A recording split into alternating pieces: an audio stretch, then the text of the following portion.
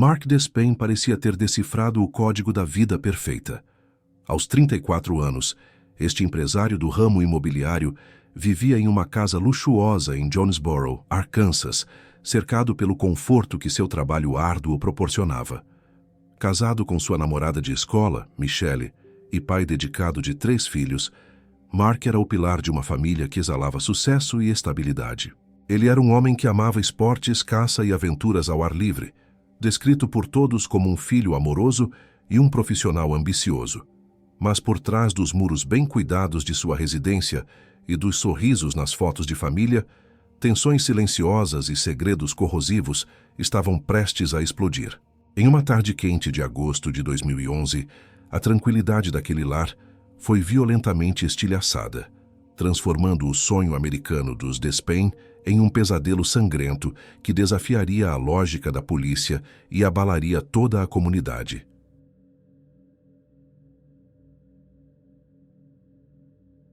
Tudo parecia normal naquela quarta-feira em Jonesboro, Arkansas, até que a rotina da família Despain foi quebrada por uma série de eventos trágicos no dia 24 de agosto de 2011.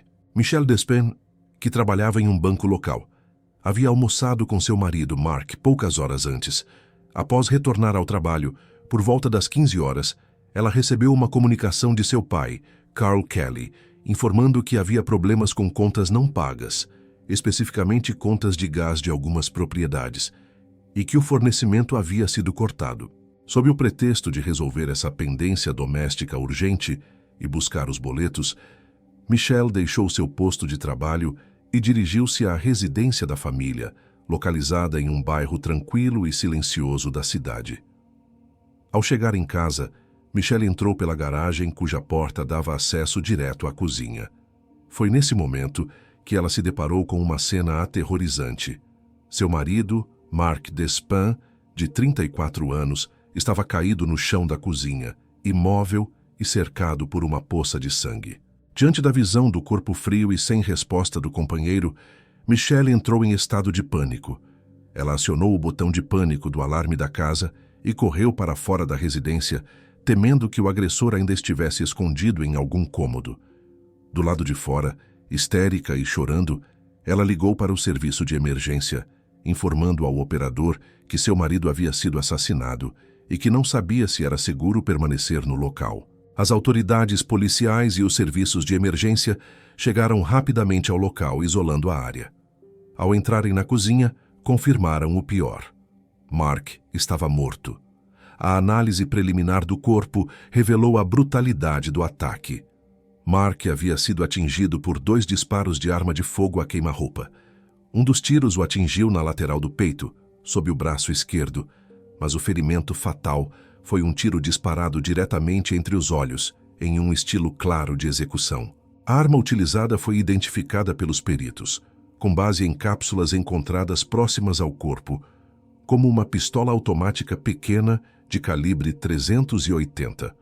A cena sugeria que Mark foi pego completamente desprevenido em um momento de relaxamento, pois havia um pote de sorvete aberto sobre a bancada da cozinha, indicando que ele estava prestes a comer quando foi surpreendido e atacado pelas costas. Enquanto os investigadores processavam o local do crime, a condição do interior da residência chamou a atenção imediata pela desordem. A casa parecia ter sido revirada de forma caótica. Gavetas estavam abertas e despejadas, pertences pessoais estavam espalhados pelo chão, e roupas haviam sido jogadas até mesmo dentro da banheira. Uma caixa de joias estava virada, como se alguém tivesse vasculhado seu conteúdo com pressa. À primeira vista, o cenário foi montado para parecer um assalto que deu errado ou uma invasão de domicílio seguida de latrocínio. No entanto, à medida que os detetives olhavam com mais atenção, inconsistências gritantes começaram a surgir, desafiando a teoria de um roubo comum.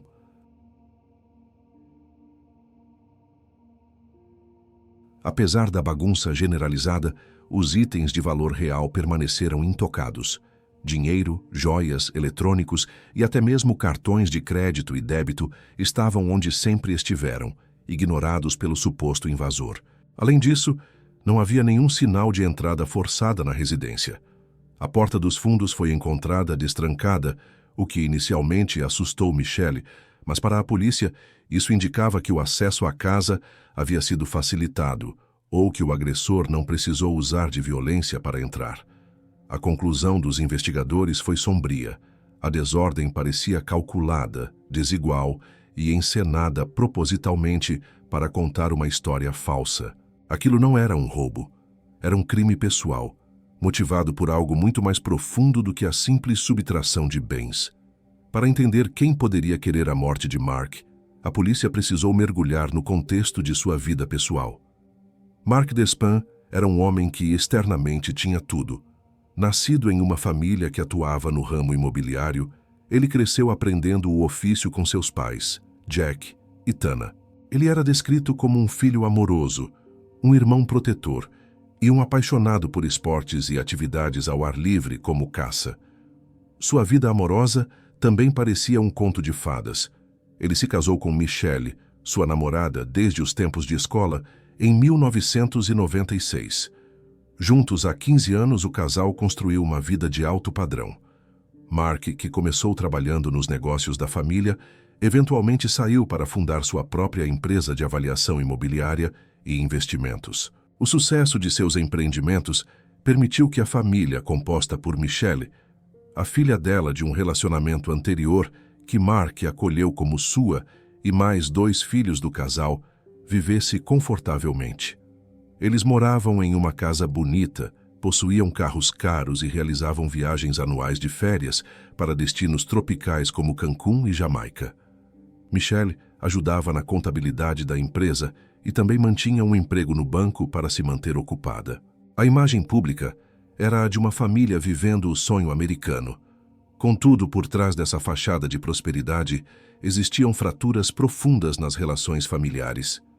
Havia um histórico de tensão grave entre Mark e seu pai, Jack. Anos antes do crime, Mark rompeu relações com os pais e saiu do negócio da família, um evento que marcou o início de um afastamento doloroso. A raiz desse conflito, segundo relatos, foi uma acusação séria feita por Michelle. Ela alegou ter encontrado fotos impróprias e comprometedoras de sua filha adolescente, Brooke, no celular de Jack, o avô. Essa acusação de comportamento predatório causou um terremoto na família Despin. Mark, defendendo sua esposa e enteada, cortou todos os laços com o pai. A situação foi tão grave que Tana, mãe de Mark, chegou a se separar temporariamente de Jack em meio ao escândalo. Embora mais tarde tenha sido esclarecido que as fotos eram selfies tiradas pela própria neta e enviadas a um namorado, e que nenhuma acusação formal de abuso infantil tenha sido registrada contra Jack, o dano ao relacionamento entre pai e filho foi permanente. Mark e Jack nunca mais se falaram e a família permaneceu dividida, com ressentimentos fervilhando sob a superfície até o dia da morte de Mark. Com a investigação de homicídio oficialmente aberta, a atenção dos detetives voltou-se imediatamente para o círculo íntimo da vítima, transformando a sala de interrogatório em um campo de batalha de acusações familiares cruzadas. Quando questionada sobre quem poderia querer o mal de Mark, Michelle não hesitou em apontar o dedo para o próprio pai de seu marido, Jack Despin. Em seu depoimento, ela descreveu o sogro como um homem ganancioso e de coração frio, reacendendo as antigas rixas sobre a divisão dos lucros nos negócios imobiliários e o traumático incidente das fotos no celular. Para os investigadores, a viúva pintou um retrato de um pai vingativo, capaz de qualquer coisa por dinheiro e controle. Essa narrativa ganhou força quando Carl Kelly, pai de Michelle e funcionário de Mark, corroborou a versão da filha com um fervor ainda maior. Carl afirmou categoricamente aos policiais que Jack havia feito ameaças diretas de morte, não apenas contra ele, mas também contra o próprio filho, chegando a alegar que Jack havia apontado uma arma para ele no passado. Do outro lado dessa guerra de narrativas estava Jack Despin. Quando foi trazido para interrogatório, sua postura contrastava com a descrição de monstro frio, feita por sua nora. Visivelmente abalado e chorando copiosamente pela perda do filho, Jack negou qualquer envolvimento no crime. No entanto, em meio às lágrimas e ao luto, ele devolveu as acusações com a mesma intensidade. Ele sugeriu aos detetives que se alguém tinha motivos para ferir Mark, essas pessoas seriam Carl e Michelle. Segundo Jack, a ganância era o verdadeiro motor daquela família, insinuando que o estilo de vida extravagante que o casal levava poderia esconder segredos obscuros. Os investigadores se viram diante de um quebra-cabeça complexo, onde o luto genuíno se misturava com ódio antigo, e precisavam filtrar a verdade em meio a tanta animosidade. A polícia precisava de fatos concretos para avançar, e o primeiro passo foi verificar o álibi de Jack Despain. Rapidamente, a versão do pai de Mark se provou sólida. Foi confirmado que, no momento exato em que o crime ocorreu, Jack estava em cima do telhado de sua própria casa, realizando reparos na companhia de sua esposa, Tana. Testemunhas e evidências circunstanciais corroboraram sua localização, o que forçou a polícia a descartá-lo completamente como suspeito material do assassinato. Além disso, a investigação lançou luz sobre o antigo escândalo das fotos que havia destruído a relação entre pai e filho. Ficou esclarecido que a neta, Brooke, havia pegado o telefone do avô emprestado e tirado as selfies ela mesma para enviar a um namorado. Jack nunca havia abusado da neta ou tirado aquelas fotos, provando que o grande motivo do ódio de Mark por seu pai havia sido, na verdade, um mal-entendido ou uma manipulação que nunca foi devidamente corrigida enquanto Mark estava vivo. Com Jack fora da lista de suspeitos, os detetives precisaram buscar novas pistas, fora da dinâmica familiar imediata. Ao entrevistarem os vizinhos do bairro tranquilo onde os Despain moravam, surgiu um elemento novo e perturbador. Moradores relataram ter visto um homem negro desconhecido rondando a área pouco antes do crime. Mais especificamente, testemunhas notaram a presença de um carro de luxo que não pertencia a ninguém da vizinhança, um Mercedes azul. Esse veículo foi visto circulando nas proximidades da casa de Mark em horários compatíveis com o assassinato, sugerindo que o crime poderia ter envolvido pessoas de fora, talvez contratadas ou completamente estranhas ao convívio da vítima. Paralelamente, a polícia começou a examinar com lupa a cronologia dos eventos relatada por Michelle.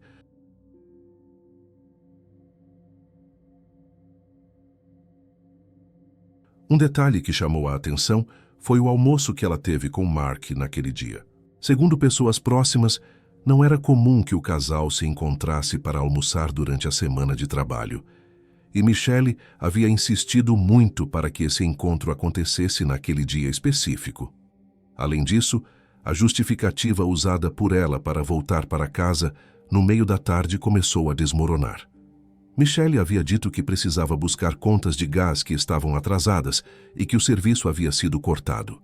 No entanto, ao verificar junto à empresa fornecedora e analisar a papelada encontrada na casa, os detetives descobriram que as contas mencionadas por ela só venceriam no dia 3 de setembro. Não havia urgência real, nem corte de serviço iminente que justificasse sua saída repentina do trabalho e sua ida para a casa naquele horário exato. À medida que os detetives aprofundavam a análise da vida financeira do casal, a imagem de sucesso e prosperidade começou a se dissolver, revelando uma realidade de ruína iminente. A auditoria nas contas da empresa e do casal expôs que o estilo de vida luxuoso dos Despain era, na verdade, uma fachada insustentável. Mark e Michelle estavam atolados em uma dívida gigantesca que ultrapassava a marca de $2 milhões. Eles viviam muito além de suas possibilidades, mantendo as aparências com dinheiro que não tinham. Ficou evidente que Michelle, que era a responsável pela contabilidade e pelos livros da empresa, estava manipulando os números. Ela vinha desviando fundos e escondendo a verdadeira gravidade da situação financeira do marido, criando um castelo de cartas que estava prestes a desabar. Mas o buraco financeiro era apenas a ponta do iceberg. A investigação revelou que Michelle levava uma vida dupla completa. Sem que Mark soubesse, ela mantinha um caso extraconjugal com um colega de trabalho muito mais jovem, um rapaz de apenas 24 anos. A traição não era apenas emocional, mas também financeira. Michelle estava sustentando esse amante com o dinheiro da empresa de Mark. Os registros mostravam que ela pagava o aluguel do rapaz, comprava seus mantimentos, pagava suas contas de consumo e até o ajudou a se mudar. Enquanto a empresa da família afundava em dívidas milionárias, Michelle drenava recursos vitais para bancar a vida de seu jovem namorado, agindo como uma benfeitora generosa pelas costas do marido. Essa tensão oculta havia chegado a um ponto de ruptura apenas uma semana antes do assassinato. Testemunhas e familiares relataram que Mark, embora talvez não soubesse dos detalhes sórdidos do caso ou dos desvios financeiros específicos, sentia que algo estava terrivelmente errado em seu casamento. Ele havia confrontado Michelle e teve uma conversa séria sobre o futuro, indicando explicitamente que estava cogitando o divórcio e a separação de bens. Para Michelle, isso significava o fim de tudo. Um divórcio não apenas revelaria suas fraudes contábeis e a verdadeira extensão da dívida de $2 milhões, mas também cortaria a fonte de dinheiro que sustentava seu estilo de vida e seu amante. O motivo financeiro para o crime cristalizou-se de forma inegável quando a polícia descobriu a existência de 2 apólices de seguro de vida em nome de Mark. Se ele morresse, Michelle seria a beneficiária única e receberia a quantia de $1 milhão. Esse valor seria suficiente para limpar parte da bagunça financeira e garantir sua liberdade, transformando a morte de Mark na solução perfeita para todos os problemas que ela mesma havia criado. O ponto de virada na investigação, que até aquele momento patinava em evidências circunstanciais, surgiu através de uma denúncia anônima decisiva. Um informante entrou em contato com as autoridades para relatar que um homem estava se gabando abertamente por ter atacado e tirado a vida de Mark Despain.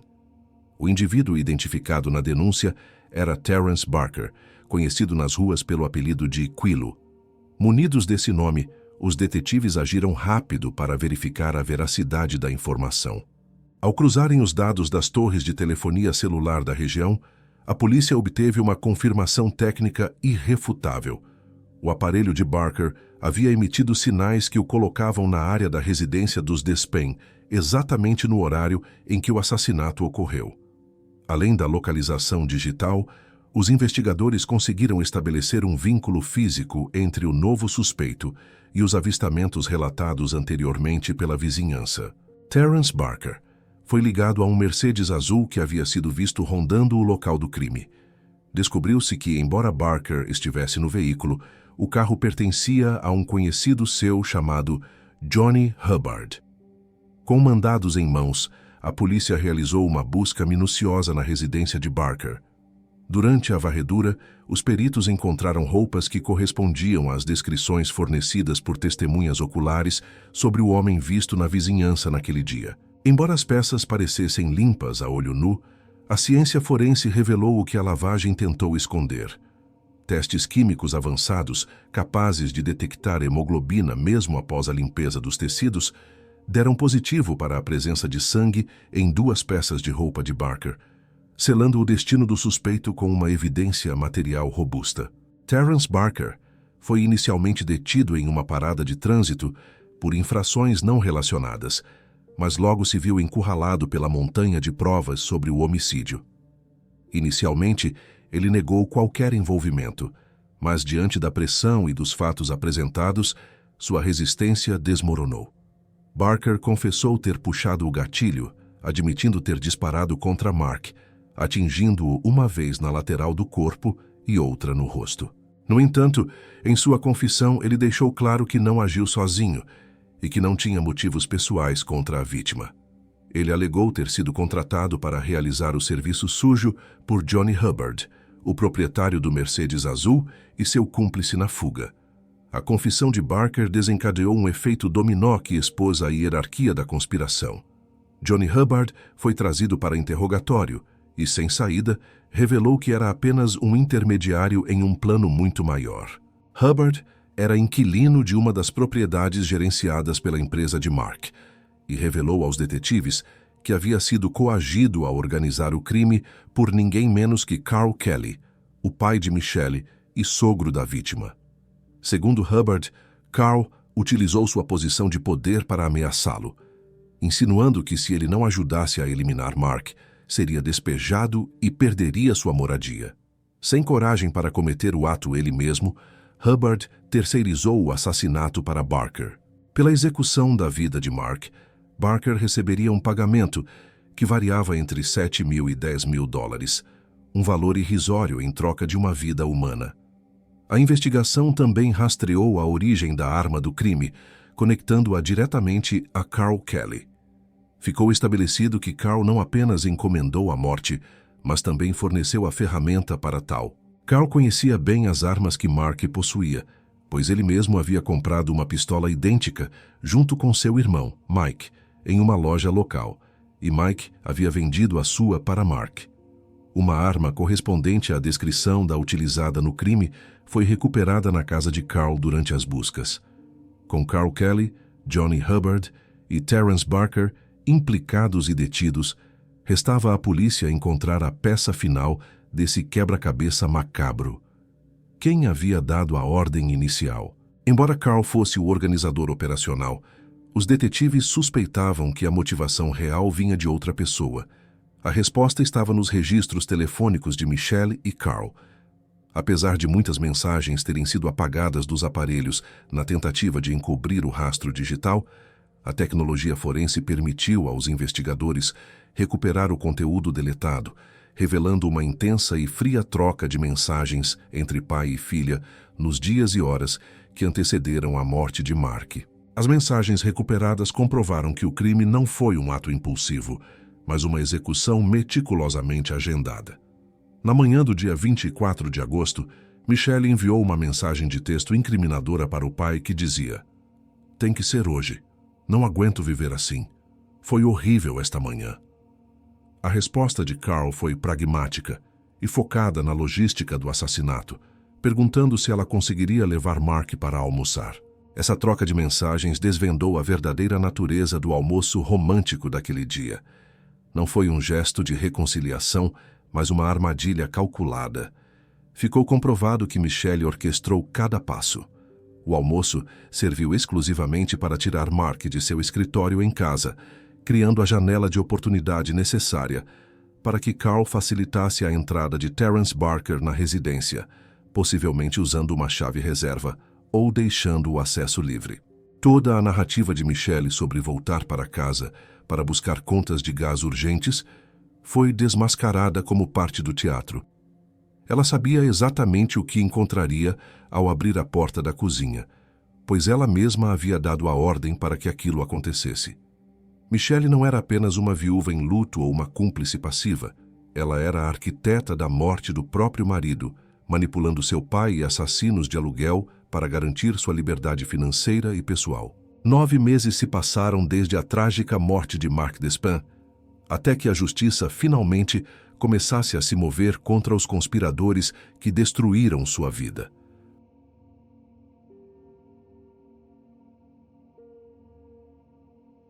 Foi apenas em maio de 2012 que as autoridades reuniram evidências suficientes para formalizar as prisões e acusações. Quando a polícia confrontou Michelle com a realidade de que o atirador, Terence Barker, já estava sob custódia e havia confessado, a reação dela não foi de alívio pela resolução do caso, mas de autopreservação imediata. O momento decisivo ocorreu quando os detetives informaram que seu pai, Carl Kelly, também seria preso pelo assassinato. Michelle, demonstrando uma frieza calculista, tentou se distanciar completamente das ações do pai. Durante o interrogatório, ao ser pressionada sobre os motivos financeiros, ela sugeriu aos investigadores que Carl havia agido por ganância própria. Segundo a versão distorcida que ela tentou vender, seu pai acreditava que, com Mark fora do caminho e Michelle recebendo o dinheiro do seguro, ela cuidaria dele financeiramente pelo resto da vida. Apesar das tentativas de manipulação de Michelle, a lei recaiu pesadamente sobre os executores diretos do plano. Terence Barker, o homem que puxou o gatilho, e Carl Kelly, o arquiteto operacional que forneceu a arma e as instruções, foram acusados de homicídio em primeiro grau. Johnny Hubbard, que dirigiu o carro de fuga e intermediou a contratação do assassino, enfrentou acusações de dificultar a apreensão e a acusação de homicídio. No entanto, o desenrolar das acusações contra Michelle causou perplexidade. Embora os promotores argumentassem que ela era a mente por trás de todo o esquema, manipulando seu pai e o atirador através de enganos e incentivos financeiros, ela não foi acusada diretamente de homicídio no desfecho final. A natureza das evidências contra ela, baseada principalmente em mensagens de texto e na coordenação de álibis, foi considerada circunstancial quanto à ordem direta para matar, o que levou a promotoria a optar por uma estratégia legal mais segura para garantir uma condenação, acusando-a de dificultar a apreensão e o processo. O processo judicial culminou em uma série de confissões e sentenças que, para muitos, não refletiram a gravidade da traição sofrida por Mark. Terrence Barker e Carl Kelly optaram por se declarar culpados das acusações de homicídio em primeiro grau para evitar julgamentos longos e incertos. Como resultado, ambos receberam sentenças idênticas de 35 anos de prisão. O destino de Carl Kelly foi selado atrás das grades. Ele nunca mais veria a liberdade, vindo a falecer na prisão devido a uma insuficiência cardíaca congestiva enquanto cumpria sua pena. Johnny Hubbard, por sua participação logística, recebeu uma sentença de 18 anos de prisão. Contudo, sua situação foi agravada por violações de condicional de uma condenação anterior por drogas, o que lhe rendeu uma pena adicional de 20 anos, totalizando um longo período de encarceramento. O desfecho mais controverso, no entanto, foi o de Michelle Despain. Em abril de 2014, buscando evitar o risco de um julgamento por homicídio capital, que em algumas jurisdições poderia levar à prisão perpétua sem condicional ou até mesmo à pena de morte, ela aceitou um acordo judicial. Michelle declarou-se culpada de 3 acusações de dificultar a apreensão e a acusação de homicídio capital. O tribunal aceitou o acordo, focando no que poderia ser provado com certeza absoluta: que ela ajudou a esconder evidências, coordenou álibis e obstruiu a investigação.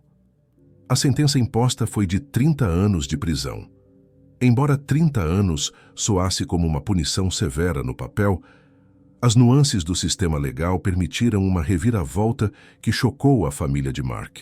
A sentença de Michelle vinha com a possibilidade de liberdade condicional após o cumprimento de apenas 5 anos de reclusão. De fato, a justiça seguiu seu curso técnico e não o moral. Relatórios indicam que Michelle foi libertada da prisão em setembro de 2019. Após sair da cadeia, ela se mudou para a cidade de Bryant, também no Arkansas, onde reconstruiu sua vida.